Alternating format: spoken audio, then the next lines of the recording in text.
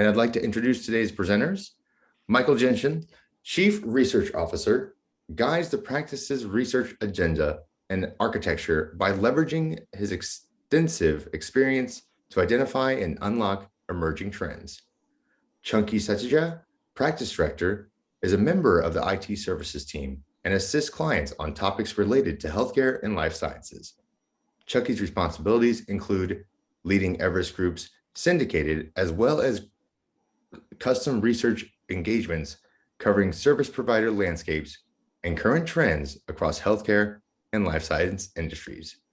CJ Sengupta, partner, leads the global technology services practice at Everest Group.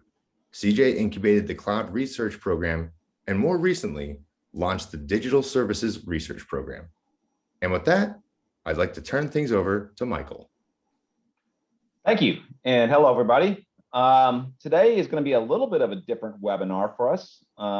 Typically, we focus in on big market segments, big chunks of opportunity, and where we see lots of business and see lots of providers and lots of clients looking to engage different opportunities in the marketplace.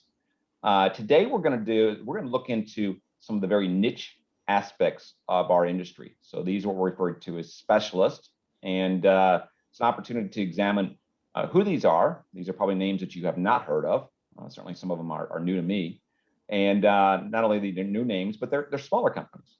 But we do think they hold a key value proposition. We do think there's a right time and right place to consider these kinds of organizations. And so we're going to give you some definitions. We're going to talk about who these are. We're going to talk about why you need them and how do you source one. So the sourcing process is going to be different for one of these firms than you might do for a large IT services firm. So with that, I'm going to turn it over to CJ. And why don't you give us a quick definition in terms of why folks would turn to an IT service specialist? Sure, thanks, Michael. And hi, everybody. This is CJ. Great to have you here on the webinar today. So increasingly, as we see, the world is just becoming more and more complex. And oftentimes we see the scarcity of talent, we see the scarcity of specialist skills, or we see this requirement for deep niche expertise in a particular industry or a particular function. Typically, we see specialist service providers forming a very sprawling ecosystem today. And they're organized around logical segments and niches. And typically, we see enterprises deploy these specialist IT service providers when they require depth of domain or technical expertise. So domain could be functional, or it could be industry specific. It could be around a particular regulatory provision in a particular industry, so on and so forth. Most of these providers tend to be fairly small, so we see them getting deployed on projects rather than large-scale managed services kind of environments. Finally, we see enterprises looking at specialists when they're trying to achieve some sharp outcomes in an accelerated time frame. We see specialists adding value when they are organized around technology stacks, like, let's say, an AWS stack. So we see a very large sprawling ecosystem around AWS or Azure or Google hyperscaler stacks. We see a big ecosystem of specialist service providers around, let's say, banking or healthcare transformation. And we see specialists for specific IT functions like end user computing transformation or quality assurance. Specialists often, by virtue of the fact that they go deep and they focus on one or two areas, they end up building a lot of expertise and differentiated tools and accelerators when they're tightly aligned to a particular technology stack. By virtue of the fact that they tend to be relatively small, they often end up being more viable and more flexible partners for smaller engagements or smaller enterprises. And again, by virtue of the fact that they tend to be smaller in size, many enterprises often feel that they get more intimacy and more senior attention from specialists. So typically, those are some of the angles around which we see specialists getting engaged and adding value in an enterprise setting.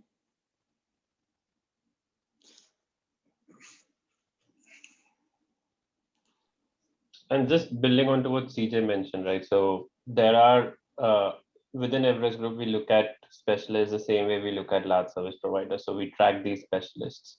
And what we found is that there are three distinct type of specialists across the entire universe. So first is those specialists that bring niche capabilities around technology stacks, and this can be for AWS, ServiceNow, Salesforce, Oracle, and others. And they can either bring in capabilities across specific products. So take Salesforce, for example. So you could have specialists that bring in specific capabilities around the Salesforce Marketing Cloud or Salesforce Service Cloud. Or you could also have specialists that bring capabilities on Salesforce for particular industries. So I think Penrod and Versus 12 that you see here are good examples. They are Salesforce specialists, but only for healthcare and life sciences.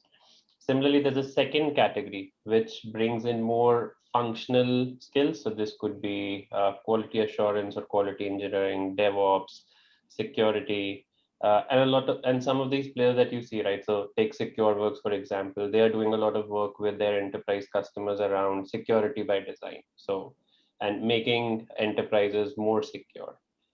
And the last set of specialists is those that bring capabilities around specific industry verticals. So typically these tend to be more highly regulated industries. So could be something like healthcare and life sciences, could be BFSI. And there are a lot of examples, right? So take Nordic and Impact Advisors as examples. So they work in the healthcare provider industry, very specific capabilities around some of the EHR systems there. So these are the sets of specialists that we see, right? So just to summarize, they bring three different types of capabilities, could be around technology stacks, could be around different functional skills, or could be around specific industries. Okay, fantastic. And again, those are some names that I hadn't heard of before. And it's always interesting to kind of look down and see the innovation that's being created in our industry. And I'm sure we'll be hearing more about that. And we'll be talking about more of these names later in the webinar. So with that, let's open up a quick poll here to get your initial thoughts on, as a participant in this webinar, what are the main reasons for selecting an IT specialist? So what we're going to do is ask you to check. I think you can actually choose more than one on here, but go ahead and choose the one that you think is most productive for you, the most compelling reason for selecting an IT specialist. Okay, we're getting answers in right now, pretty fast coming in.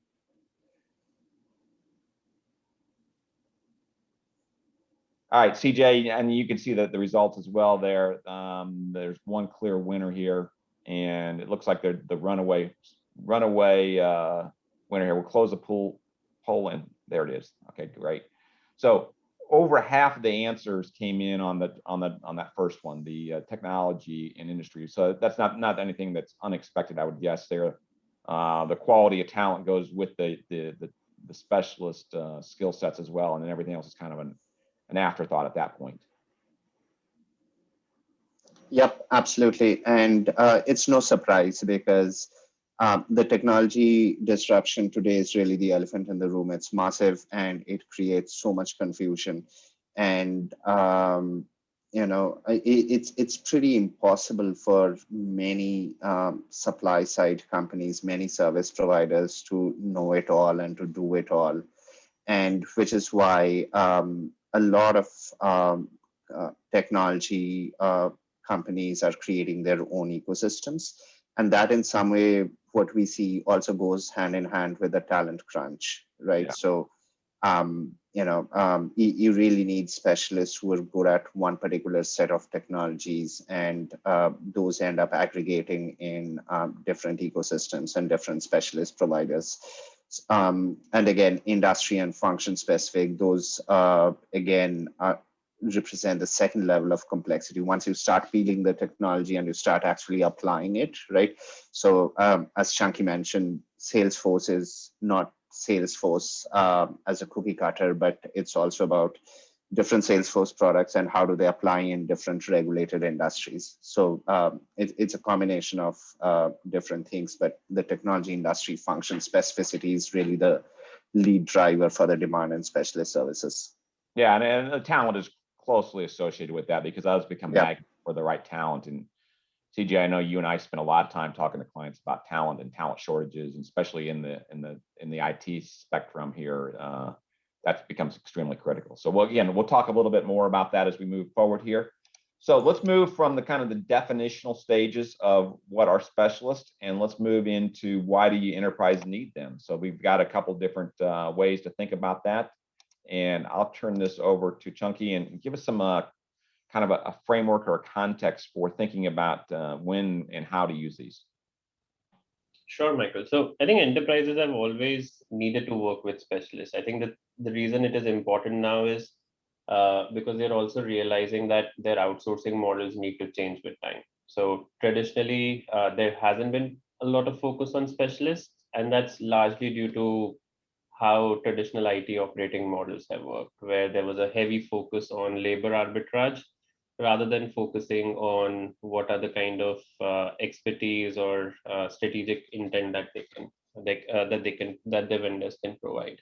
So this is a typical IT outsourcing model, right? That I'm sure a lot of attendees on this webinar would recognize. So very much structured by scale and very much structured by labor arbitrage rather than specific skills. So typically you would have a few strategic partners that provide you with large managed services capabilities. Then you will typically have tier 2 providers that help you provide function specific capabilities. So that helps you with price competitiveness and also helps in managing risks and diversifying your portfolio.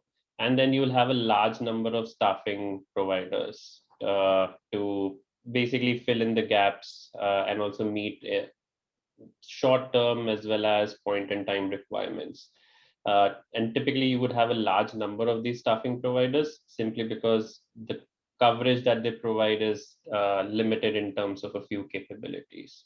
So this is how the traditional models behaved. And just I think by the nature of how they were built to focus more on labor arbitrage as well as focus on scale, there was not a lot of emphasis given to specialists.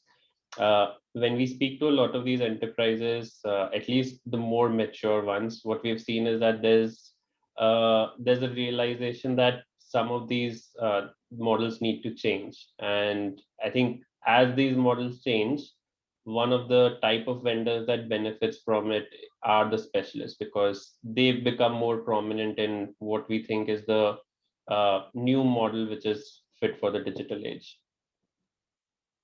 And I see we have some participants raising their hand. If you have a specific question, go ahead and put that into the Q&A, and we'll try to get your question answered along the way.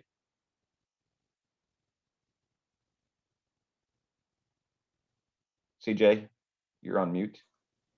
Oh, sorry about that. And Chunky, just taking it from there, if you really think about what you were just describing, the problem as I see it with that traditional tiering of the portfolio is really that you ended up with all sorts of misaligned expectations.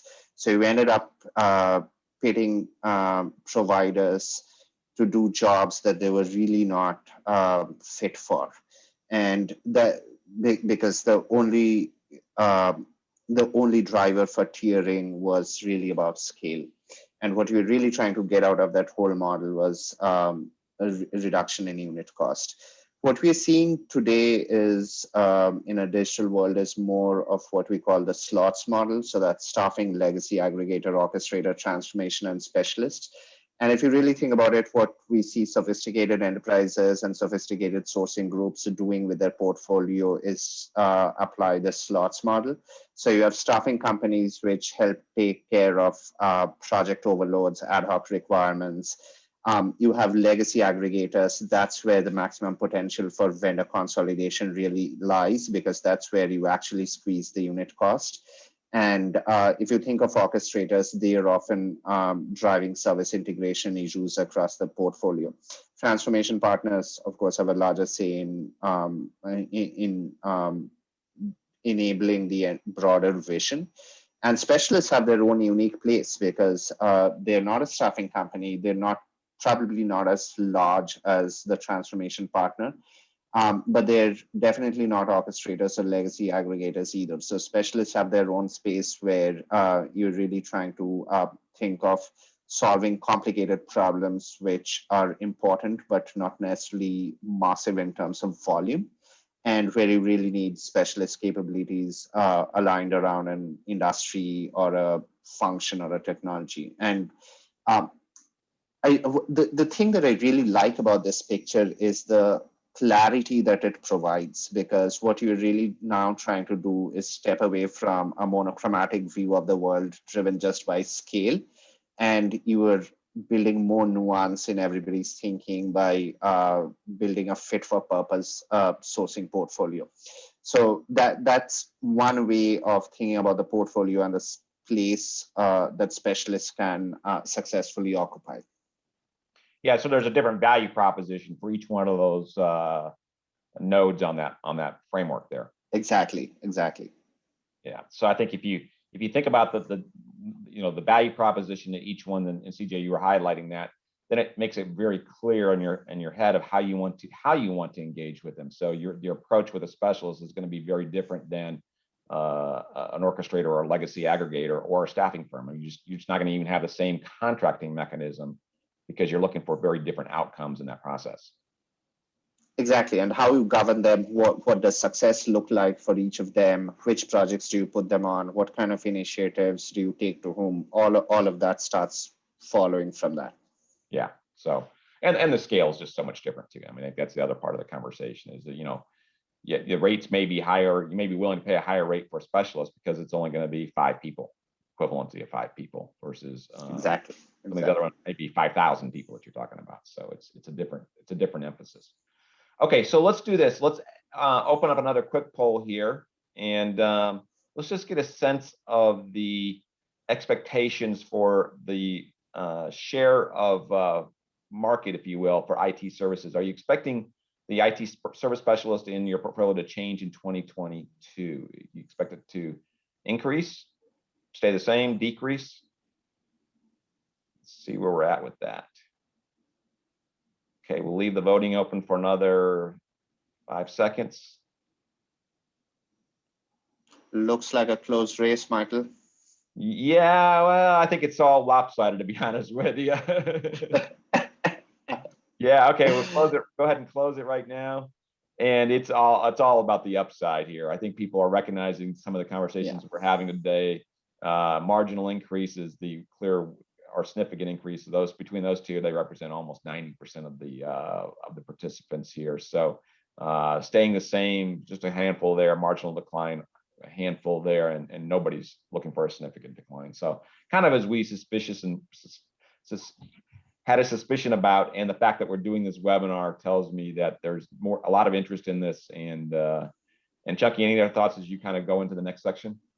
Yeah, I think the most interesting part is, so first of all, I think the results are pretty much what we expected, right? So marginal increase is what I was expecting would be the most popular choice. I think the one that really excites me the most is the number of respondents who selected significant increase. I think it just goes to show that the maturity that we talked about, right, from an enterprise perspective of now recognizing that specialists have a particular place in their portfolio, and the fact that a lot of them are now looking at significantly increasing their portfolio or the number of specialists that they work with. I think that is very good to see. Okay, great. So let's look at some of the numbers that you gathered from market intelligence in the industry as well. Yeah, so I think this is one of the polls that we did on the previous webinars. And the reason I wanted to highlight this is when you look at what are some of the important parameters that enterprises see from a sourcing perspective, you would see that some of it is, I think, what we typically expect, right? So service quality, I think, will always be a priority, has been a priority. The part about flexibility, again, enterprises want their vendors to be easy to work with. But if you look at some of the others, right? So these are where a specialist would typically excel. So take customer or user experience, for example. I think this is one area, in addition to expertise, this is one area where specialists really excel. The amount of customers who say that I have the CEO of the specialist on speed dial, it's remarkable, right? And the amount and the kind of experience and intimacy that they're able to provide is fantastic. Uh, Also, if you look at some of the other things, right, ability to bring innovative ideas and ability to adopt to new business models, it suggests that what they're looking for is agility. And typically, because these specialists are much smaller in size, they are much more agile in identifying some of the new trends and creating specific offerings or providing services in that area. So really what we're seeing is that when you look at the shift in terms of enterprise priorities for sourcing, it very much aligns with the kind of strengths that a specialist would have. And I think this is also what we saw in the results, right? Where a large number of people, more than 85% of the people saying that they would want or they would be increasing the amount of work that they do with specialists in 2022. So I think this part is more interesting, that as we see enterprise priorities evolve, a lot of the new priorities are what are traditionally strengths for specialists.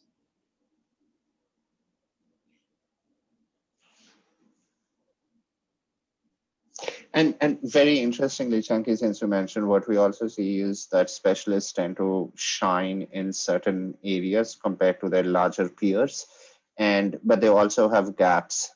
So it's nuanced, right? So exactly the reasons why we kind of advise enterprises to deploy specialists, technical expertise, domain expertise. They do really well. Client management, we spoke about the kind of client intimacy that a lot of specialists are able to build, right? They end up managing their talent better. They tend to have less attrition, interestingly. But oftentimes they are perceived as more expensive, probably not always because there's an apples to apples comparison, but also because the economies of scale are not necessarily applicable.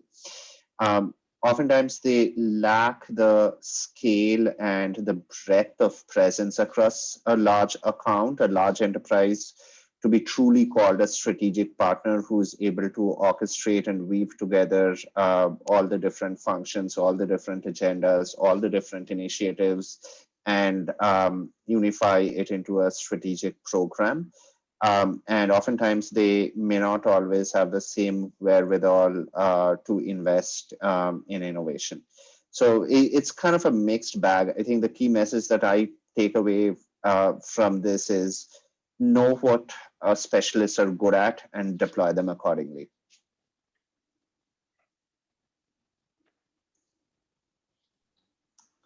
And Chunky, do you want to talk about some other feedback that we are getting? Yeah.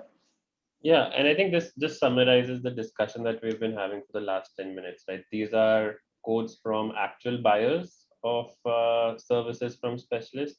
And as you read these three quotes, right, you would see the same elements, you'll see the same 2, 3 elements that we talked about.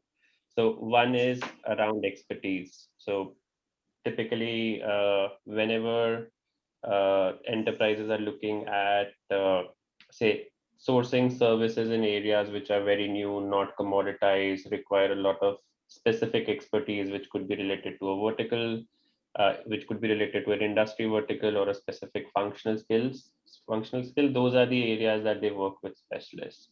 And the second theme that you would see emerging from this is experience. The fact that they are able to work with these specialists and specialist vendors are able to provide much more customer intimacy, much better service, not just to large clients but also to mid-sized clients, right? I think these are the reasons that come up more and more in all of our interactions with enterprises when it comes to specialists.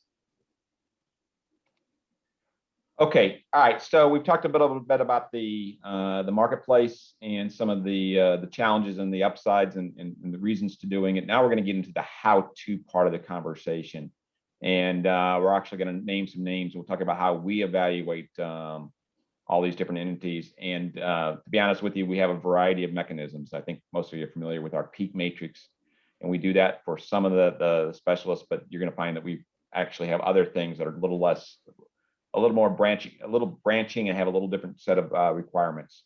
So before we do that, let's jump into one more quick poll. And we wanted to do here is, what do you see as the challenges? Before we start talking about what we see as the challenges, what do you see as the challenges? So we're going to open up the quick poll. It's our last one here on this series. And tell us what you think are the top challenges in working with specialists.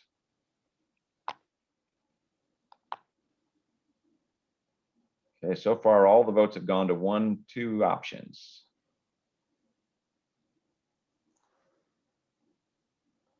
We got all of them in play now. Okay, now everybody's, at least even the long shots, are getting some votes now. All right, we'll leave it open for 5, 4, 3, 2, 1 here. Okay, and this is one of the ones that I worry about a lot, is in terms of the inability to scale. That's the #1 response there. So over half of you are concerned about that as well, and as should be. Inability to scale, insufficient domain or technical depth. Again, that's a scaling challenge that people have ranked #2, and then limited leverage of the partner ecosystem. That's a little bit different things. Chunky, do you want to comment on these results? Yeah, so again, I think similar to what we were expecting, like inability to scale in all of our interactions is what comes up a lot, simply because the specialists are very good at what they do, but the number of things that they do are not as high as, say, what a large service provider would do. So oftentimes there might be a specific area where an enterprise might start working with the specialist. If they have good experience, they're likely to source some more services from the specialist. But oftentimes what they find is that they don't have the specialist does not have the same level of depth in some of the other capabilities. So scale definitely comes up a lot in our interaction. One other thing that also comes up a lot is I think the identifying the right specialist, right? So which the lack of referenceable proof points also, I think, tries to communicate. Because I think these are the two, this is one of the most important things, right? That how do you identify the right specialist? Because as I think, Michael, you mentioned at the start of the call, right? Typically, there's a lot of research and a lot of experience of working with large service providers. But when it comes to specialists, usually it's by word of mouth. There's not a lot of existing research out there that can help an enterprise identify the right specialist. Yeah, I mean, these are generally going to be newer firms too, so they're not. We've got an environment right now where there's a lot of investments being made, and so a lot of that is fresh money, fresh ideas, and that's great for innovation. But it's also, brings along a lot of different types of risks. So, all right, CJ, let's start talking about some of those challenges as you saw them before, notwithstanding the conversation in the quick poll there. Yeah, I think lack of scale is really the big one there that we see, and that becomes a problem for large engagements, or as you are trying to build out different capabilities. I think, synergistic partnerships, that also becomes a challenge when you are trying to get leverage out of the broader technology ecosystem. And there's also a sourcing risk attached, because some of these end up getting acquired pretty fast. And I think the last one is really interesting, because when they get excluded because of vendor consolidation exercises. Yeah, I mean, we understand the need to run some of those exercises, but actually what we believe is that consolidation should happen more on the scaled deployments. If you are consolidating specialists within that commodity, scaled commodity environment, then they were probably not deployed right in the first place. I think what I'm really trying to say across a lot of these is this is really picking the right horse for the right course. And most of the times when we see severe issues with specialists in an enterprise and sourcing environment, the root cause of it 9 times out of 10 goes back to the fact that there was an inaccurate assessment of the provider's capability and the provider's fitment to the kind of work they were engaged to do. So due diligence is really pretty important when, probably even more important when you're trying to deploy specialists, because there's probably not that much wealth of information. There's probably not that wealth of experience within the enterprise when working with some of these specialists. So being careful and running adequate due diligence becomes really important. Yeah, so I think what we're saying here is we're excited about the capability, the innovation these organizations bring to the table, but we're also strongly cautioning to run them with as part of an overall sourcing portfolio strategy, so that you have a partner. Almost need to have the innovator combined with an implementer in some form or fashion off your slots model, CJ, that allows you to get the scale that you're most likely need to make these things not only feasible, but also implementable for large organizations. Absolutely. So, all right. So, Chunky, take us to the next level. How do you engage?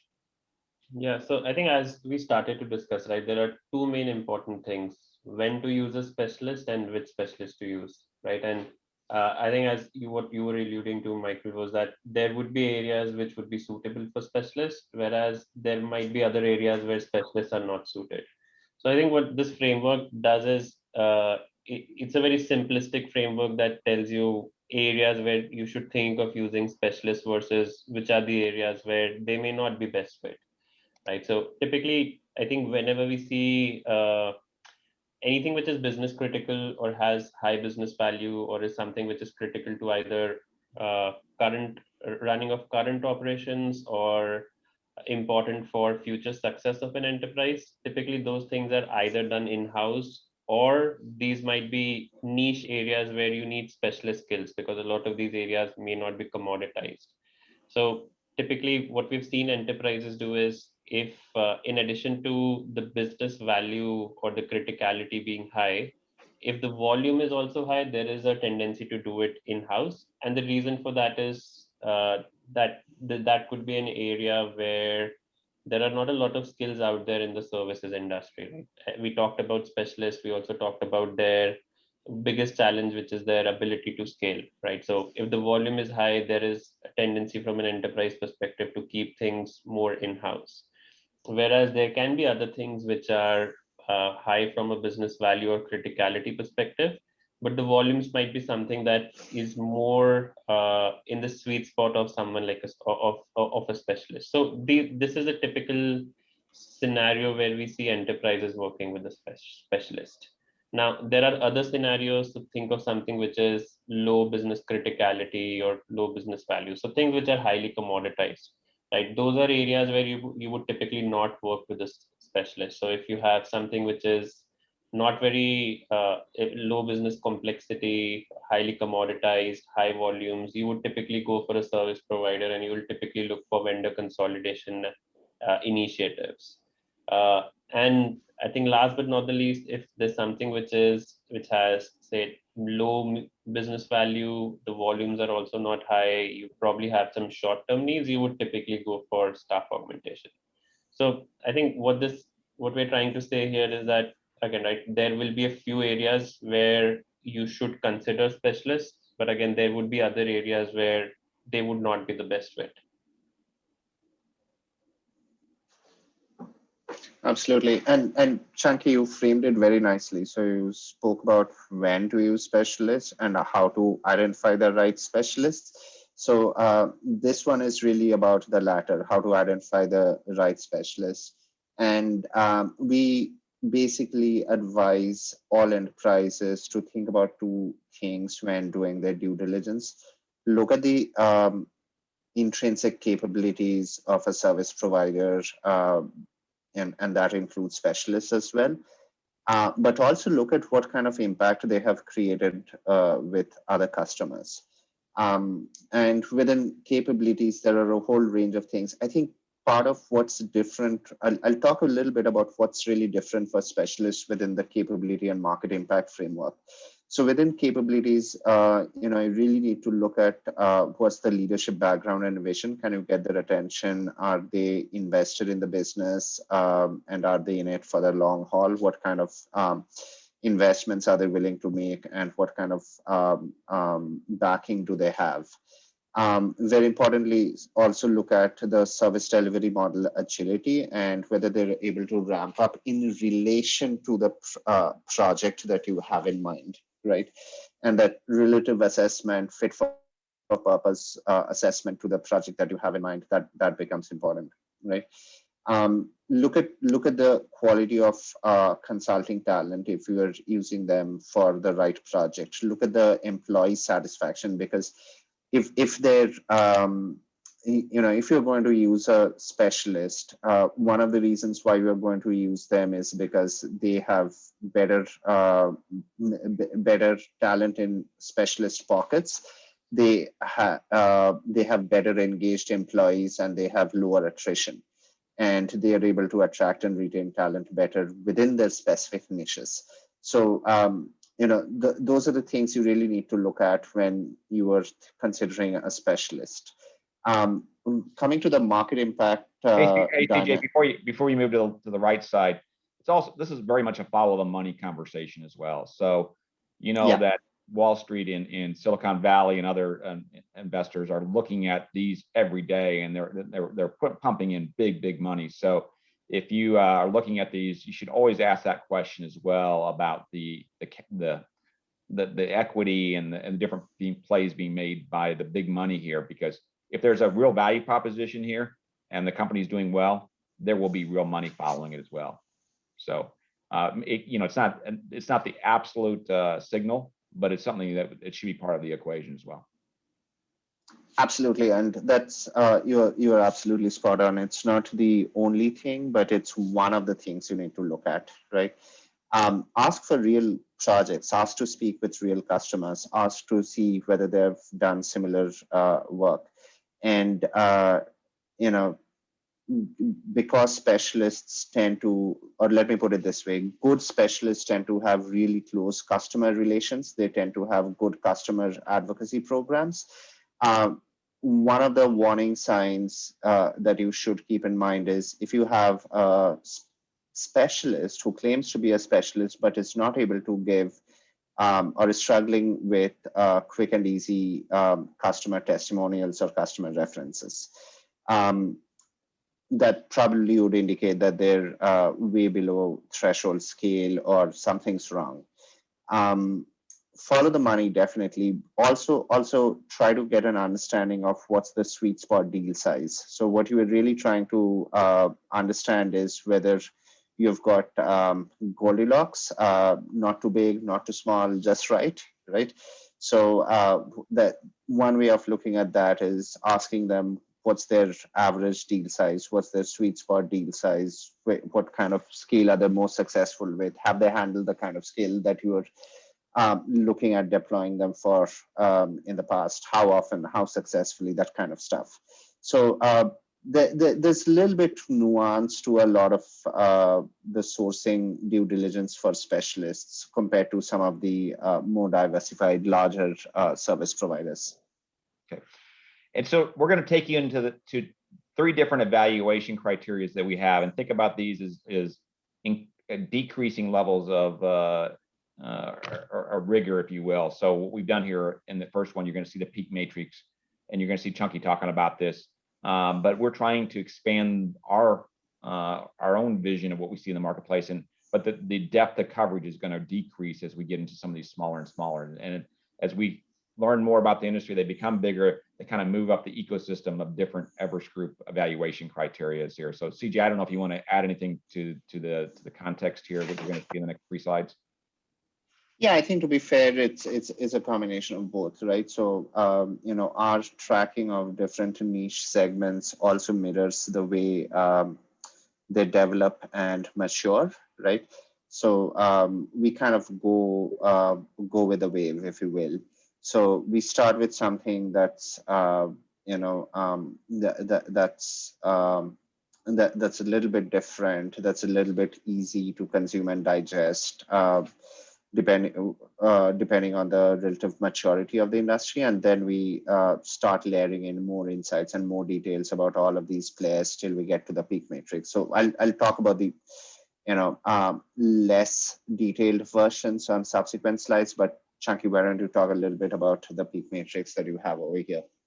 Yeah, so thanks, CJ, for setting it up, right? As CJ and Michael mentioned, right, there are a variety of ways in which we assess the specialist. So one of the ways is a peak matrix assessment. I know that a lot of people would be familiar with it, but just like a 10-second intro on that is this is a vendor assessment that we use as a decision-making tool with enterprise customers.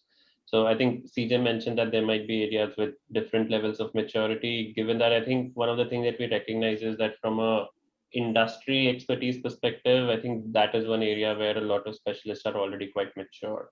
And healthcare, just I think due to the nature of the kind of industry it is one area where there are a lot of these specialists who I would say are sufficiently scaled and quite mature. So we decided to do a peak matrix assessment on specialists within healthcare. And what we found out was that most of these or all of these are players that started out in healthcare, either focusing on specific niche IT and digital services skills, or focusing on building capabilities along a particular platform. So think of the large EHR vendors like Epic and Cerner, and also offer consulting services. So I think, yeah, that was interesting to see how all of these different players were solving different and niche problems for a lot of their customers. And one of the things that was also interesting to see is how all of them were expanding. So a lot of these service providers uh, are now also expanding to other areas. Could be, say, within healthcare, like moving from healthcare providers to payers, or could be in other adjacent industries like life sciences.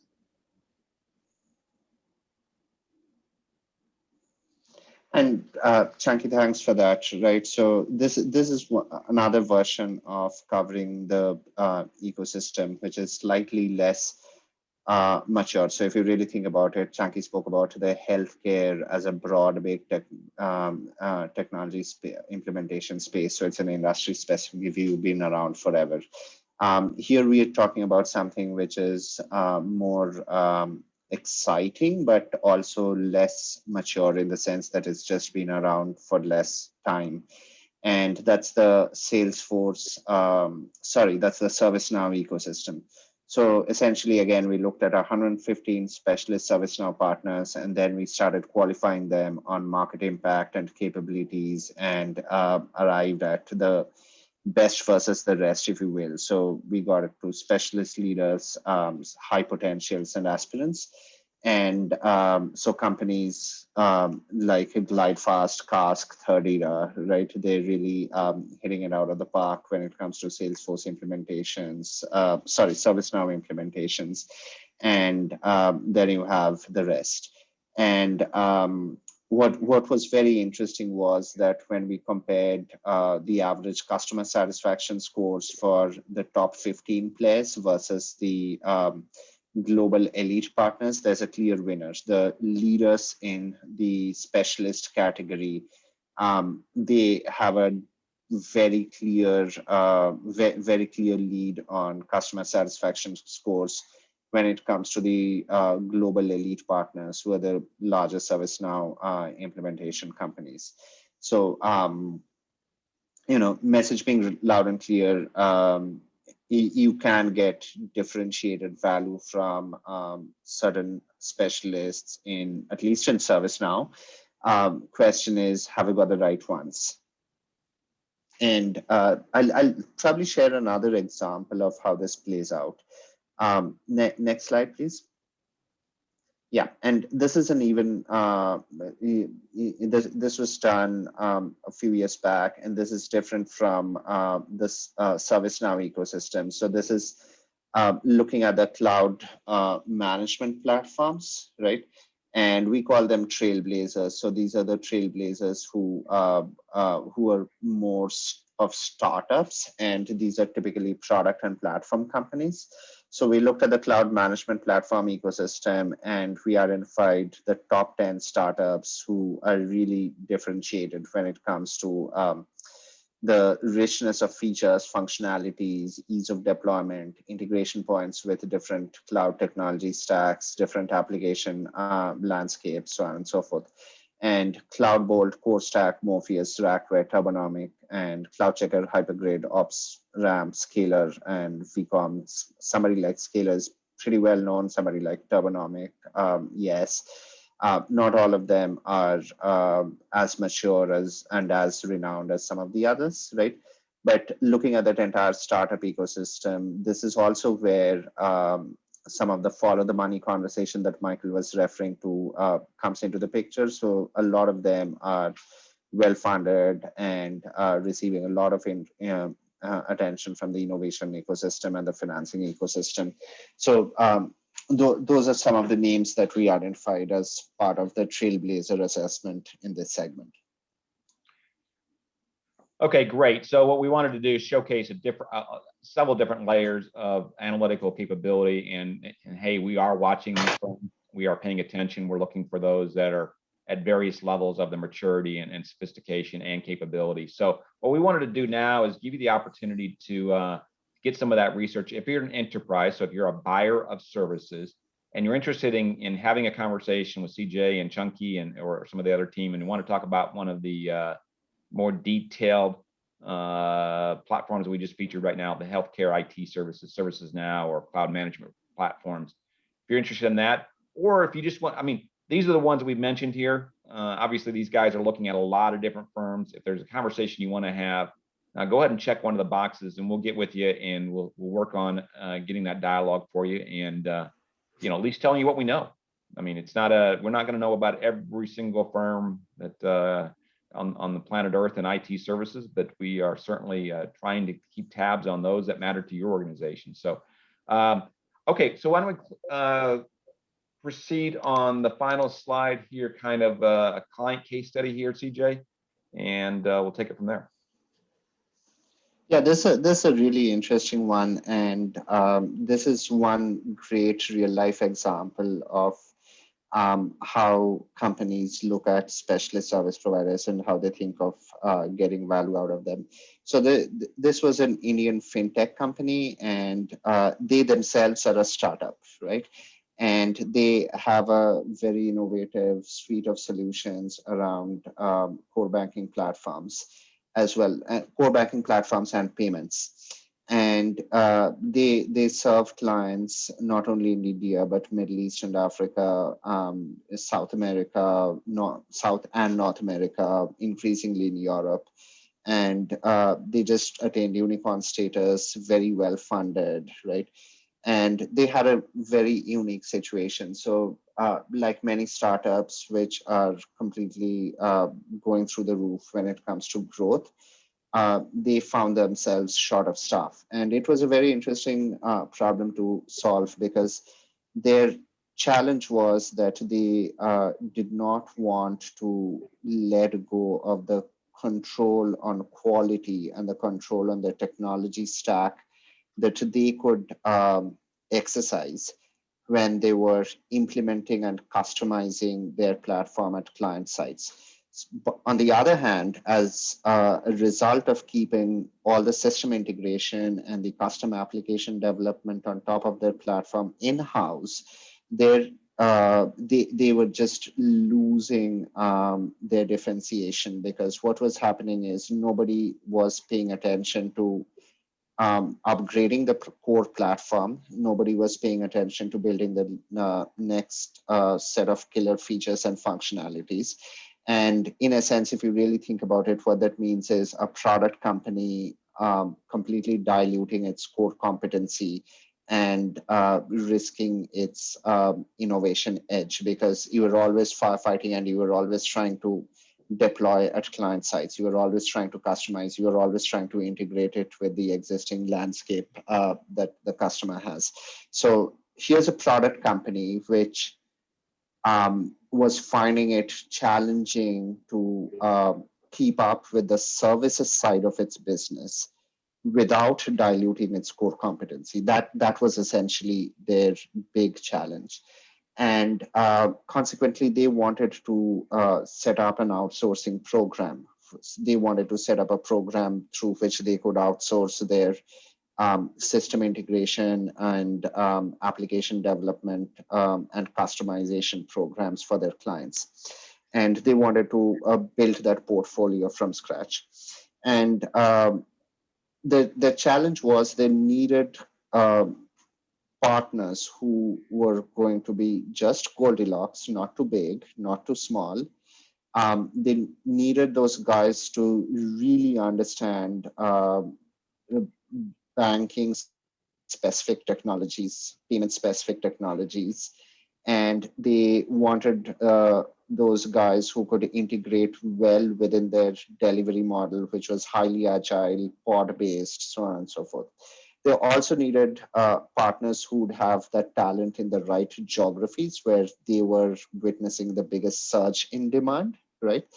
And they definitely did not want partners who also had product creation aspirations of their own, because they felt that was a competitive threat and an IP risk for them, right? So you're really talking of a set of complex requirements which all intersect and narrow the population down to a very limited set of players, right? Oh yes, and another thing that was important for them is that while they wanted a company which was not too big and not too small, but they also wanted a company which was growing pretty fast, because these guys were. And their question was, hey, it's all right, I'm going to probably get a few projects out of the way with somebody. But if I'm building this program, I'm building this portfolio, I need it to evolve and scale with me. So I need companies who are growing really fast and who also display all these other characteristics. So, what we really did was we spent time with this customer and understood all the attributes. So everything that I just described, it's kind of requirements gathering, if you will. And then we looked at the number of partners that we track, the number of vendors that we track. And again, based on capabilities, market impact, right? And again, the concept of capability and market impact is very customized, very bespoke in this particular situation, because you're talking industry specificity, you're talking of familiarity with a particular set of technologies within the industry, you're talking of localized delivery models, you're talking of fast growth, high talent retention, a whole bunch of different things, right? And based on all of that, we identified, I think we identified 4 partners who'd be able to meet all the criteria and operate across their portfolio. And now they're off and running. So it's a very interesting and complex situation, and a great example of how one can identify and leverage specialists for differentiated value. Okay, all right. Thank you, CJ. And we're going to go into the Q&A section right now. But CJ, in 60 seconds, how do you help your clients? Great question, Michael. And simple answer. We primarily have 2 operating models through which we help our clients. One is ongoing memberships. So clients can access our published research, that's reports and data assets, as well as get ongoing access to our analysts through inquiries and workshops. And effectively, what we do is operate at the cusp of all the issues around talent, technology, service provider landscape, global sourcing, etc. So that's one way we work with our clients. The second way we work with clients is on a one-on-one, highly bespoke project basis. So again, where we really shine is at the intersection of sourcing, locations, talent, choice of model, technology, all the really tricky operating model questions. That's on the enterprise side. And when we work with service providers on projects, what we say is we really help people with growth, strategy, differentiation, and competitiveness. So it's really about where you're going to spend your money, how do you stand out from the crowd, and how do you get benefit out of what you're spending. So Michael, did I hit the 60-second mark? I think you did. So let's go on to some of these questions directly here. Let's take this one. Can you please share the detailed mechanisms of deriving peak matrix for healthcare technology providers? Please also share any assumptions or considerations. So what, just in a nutshell, how do we make the peak matrix? I know that's like what's it, 6-month process? Yeah, so 4 to 6 months is typically what it takes. I'll just maybe cover this in 30 seconds, right? So there are 4 main inputs that go into a peak matrix assessment. One is we invite all of the participating vendors to share an RFI with us. So there's an RFI template that they have to fill, which captures a lot of information. The other is we have a briefing with their leadership team where we talk to them about their vision, what they are trying to do, etc. The third set of input is we ask them to share their reference customers. So we actually speak to their reference customers and understand from them what their experience has been.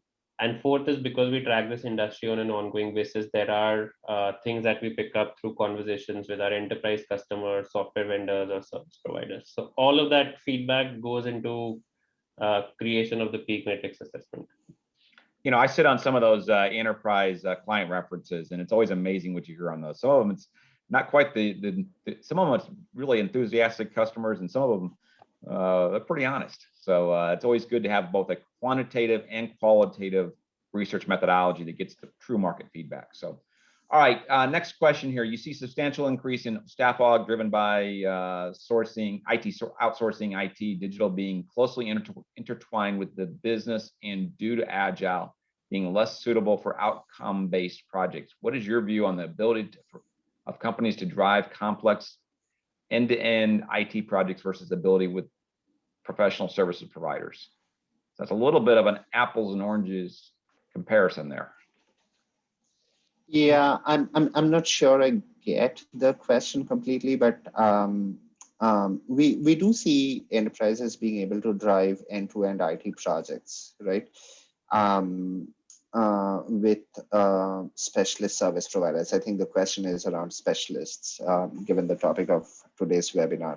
So we do see people being able to do that, particularly in agile, where increasingly contracting is moving to pods, right? In some ways, you could call that staff augmentation, though we believe it's a little bit different, right? Where you don't buy by the individual FTE, you buy by the pod, and you could t-shirt size that pod as large, medium, and small. But we do see lots of specialist companies being able to service that demand. I think the question really is how big is your project, and are you working with have you identified the right set of specialists who can service that kind of scale, whatever it might be in your case. But to answer your question, yes, we do see that happening. Yeah, I think you cannot look at specialists as being able to scale across your enterprise. I think you've got to either have that in-house capability or an outside partner that can really make that happen. Yeah. Again, it depends on the nature of the effort that's being undertaken, but it's really, you got to think about these firms as being very, very small and the need to implement on a large scale. Now, go back to those healthcare specialists. That was a slightly different definition, and those folks are capable of implementing an industry level solution for your company. So, you know, you got to look at what, when we're talking about the word specialist, we gave several different definitions there. So, okay, I think we are out of time. And so what I wanted to do, there are some questions that we did not get to, so we'll try to answer those with follow-up emails. And appreciate your time today. And if you want to see more, we have more content up on the web. Of course, you can reach out to CJ, myself, or Chunky, and we'll be happy to do follow-ups with you as required. And with that, I wanted to thank you for your time and let us know if we can help.